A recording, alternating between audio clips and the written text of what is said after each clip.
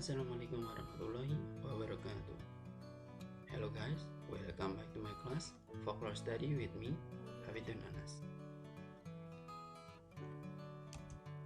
Last week, we were talking about the definition of folklore. So, next kita akan membicarakan tentang the function of folklore.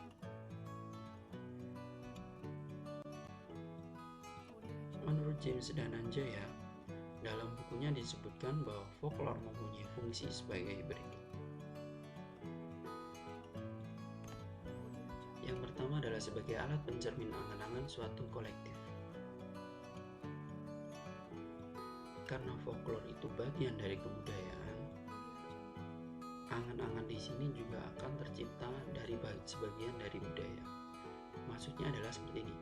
Ketika kita punya gagasan tertentu, suatu kolektif itu punya gagasan tertentu, akan bisa dituangkan dalam bentuk folklore.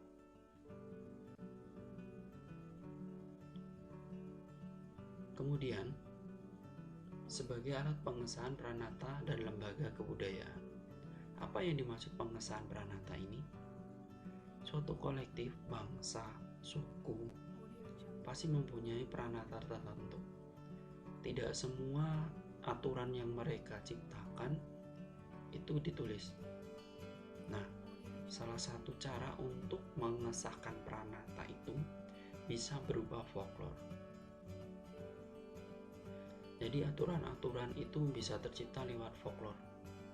Misalnya seperti mitos orang Jawa, janganlah duduk di depan pintu. Akan ada hal buruk yang akan mengikutinya. Secara logika kita tentu tahu, jangan duduk di depan pintu karena bisa mengganggu orang yang lewat. Kemudian, sebagai alat pendidik anak,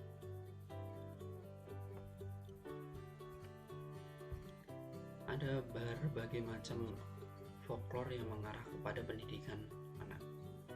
Banyak sekali. Jadi orang tua zaman dahulu ketika menasihati anak atau apa itu bisa melalui cerita, bisa melalui folklore agar membangkitkan hal positif dari apa yang mereka dengar. Kemudian sebagai alat pemaksa dan pengawas agar norma masyarakat dapat dipatuhi. Pemaksa dan pengawas agar norma masyarakat dipatuhi itu berbagai macam contohnya di lingkungan kita. Kalian tentu punya banyak sekali contohnya. Simpelnya saja misal seperti ini. Ada norma di masyarakat yang menyebutkan kalau anak gadis usia 25 harus segera menikah. Kalau tidak, dia akan kesusahan menikah setelahnya. Hal ini tentu membuat takut gadis-gadis yang ada di desa zaman dahulu. Lalu apa yang dimaksud seperti ini? Mereka memaksa agar gadis di usia sebelum 25 segeralah menikah. Kenapa setelah 25 zaman dahulu berpikir setelah 25 susah menikah? Karena umur mereka sudah matang. Tidak terlalu cantik lagi seperti di bawah umur 25. Jadi memaksa mereka untuk segera menikah. Tentu baik bukan? Daripada nanti setelah terlalu tua susah mendapatkan jodoh. Next, ada sifat dari folklore. Folklore yang baik mempunyai salah satu dari 7 macam sifat. Dalam bukunya, Yuharni menjelaskan, yang pertama adalah bersifat didaktis. Jadi, folklore yang tercipta itu hendaklah bersifat didaktis. Didaktis ini adalah mendidik. Kemudian bersifat kepahlawanan. Kenapa? Karena agar muncul suri tauladan yang baik dan dapat ditiru oleh orang yang mendengar folklore tersebut. Kemudian bersifat keagamaan yang mengarah kita